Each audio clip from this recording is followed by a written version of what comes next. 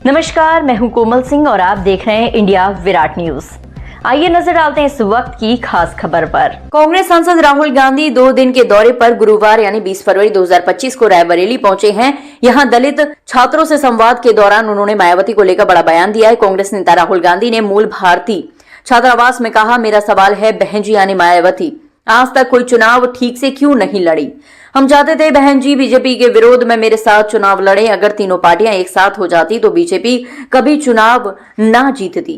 लोकसभा में नेता प्रतिपक्ष राहुल गांधी ने आरोप लगाया कि मायावती बीजेपी की बी टीम बनकर काम कर रही हैं। देश के संविधान में दलितों के योगदान का जिक्र करते हुए कांग्रेस नेता राहुल गांधी ने कहा कि BR अम्बेडकर के पास सुविधाओं का अभाव था, फिर भी उन्होंने पूरी राजनीतिक व्यवस्था को हिलाकर रख दिया था। देश की बड़ी 500 फर्मों में शामिल कुछ शीर्ष निजी कंपनियों का नाम लेते हुए राहुल गांधी ने युवाओं से पूछा कि उनमें से कितनी कंपनियों के प्रमुख दलित हैं। कांग्रेस सांसद ने दावा किया कि पूरी व्यवस्था दलितों के खिलाफ है और नहीं चाहती है कि आगे बढ़े। उन्होंने कहा, यह व्यवस्था आप पर हर रोज हमला करती है और आधे से ज्यादा बार तो आपको पता भी नहीं चलता कि ये आप पर कैसे हमला करती है। आपको ये समझने की जरूरत है कि संविधान की विचारधारा ही आपकी विचारधारा है। मैं आपको गारंटी के साथ कह सकता हूं कि अगर इस देश में दलित नहीं होते तो इस देश को संविधान नहीं मिलता। कांग्रेस नेता राहुल गांधी ने कहा, मैंने 100 युवाओं से पूछा कि आप लोग पढ़ रहे हैं, बताइए कि आप लोगों में से कितने लोगों को नौकरी मिलेगी। उसमें से सिर्फ एक लड़के ने हाथ उठाया, बाकी ने कुछ नहीं बोला। 99% युवाओं ने कबूल किया कि आज के उत्तर प्रदेश में, आज के हिंदुस्तान में उनको रोजगार नहीं मिलेगा। दूसरी बात, देश के सामने 2 सबसे बड़े मुद्दे हैं। सबसे बड़ा मुद्दा बेरोजगारी।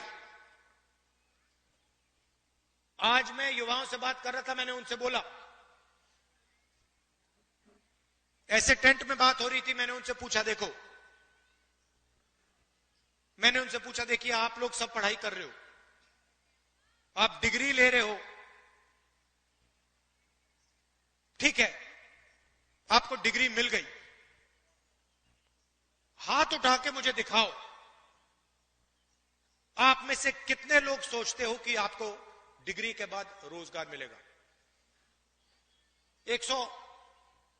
100 बच्चे थे। आपको मालूम है कितने युवाओं ने हाथ उठाया? एक ने। 100 में से एक लड़के ने हाथ उठाया, बाकी ने हाथ नहीं उठाया। 100 में से सिर्फ एक युवा सोचता है कि उसको रोजगार मिलेगा। और जब मैंने उससे पूछा तो उसने कहा, मैं कहीं ना कहीं रोजगार ढूंढ के निकालूंगा। मगर 99% युवाओं ने बात एक्सेप्ट की कि आज के उत्तर प्रदेश में, आज के हिंदुस्तान में उनको रोजगार नहीं मिलेगा। दूसरा मुद्दा महंगाई। 2 हिंदुस्तान बन रहे हैं। एक अरबपतियों का, 20-25 लोग हैं, अदानी अंबानी, लाखों करोड़ रुपए, जो भी उनको चाहिए उनको मिल जाता है। कोरोना के समय 1 लाख करोड़ रुपए का बैंक लोन माफ हुआ उनका, 16 लाख करोड़ रुपए उनके बैंक लोन माफ हुए हैं। और दूसरा हिंदुस्तान, आपका हिंदुस्तान, हमारा हिंदुस्तान, मेहनत का हिंदुस्तान, मजदूरों का, किसानों का, बेरोजगार युवाओं का हिंदुस्तान। हमें ये 2 हिंदुस्तान नहीं चाहिए, एक हिंदुस्तान होना चाहिए। अगर वो सपना देख सकते हैं तो आपको भी सपना देखना चाहिए। ये नहीं कि अंबानी का बेटा, अदानी का बेटा जो भी सपना देखना चाहता है देखता है, और किसान का बेटा प्राइवेट यूनिवर्सिटी में मेहनत करने के बाद, लाखों रुपए देने के बाद रोजगार नहीं पा सकता। ऐसा हिंदुस्तान हमें नहीं चाहिए। यहां हम कैसे पहुंचे? नरेंद्र मोदी जी ने नोटबंदी करके, गलत जीएसटी लागू करके छोटे व्यापारियों को, स्मॉल मीडियम बिजनेस वालों को खत्म कर दिया है। यह पॉलिसी सिर्फ नरेंद्र मोदी जी की नहीं थी, यह पार्टनरशिप है।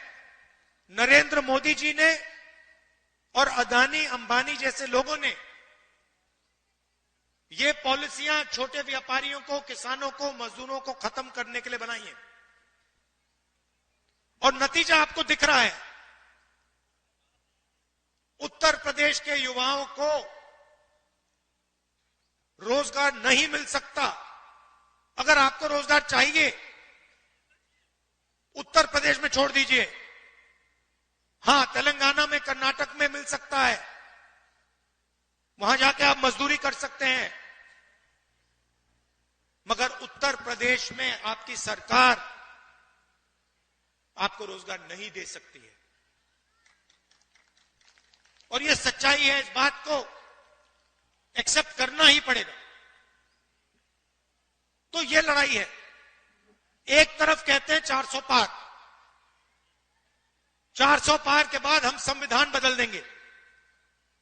हमने कहा हम देखेंगे कैसे संविधान बदलोगे तुम लोग। चुनाव के बाद मोदी जी ने संविधान यहां लगा दिया था। आज के लिए बस इतना ही। ऐसी ही देश और दुनिया की तमाम छोटी बड़ी खबरों को देखने के लिए जुड़े रहिए इंडिया विराट न्यूज के साथ। नमस्कार।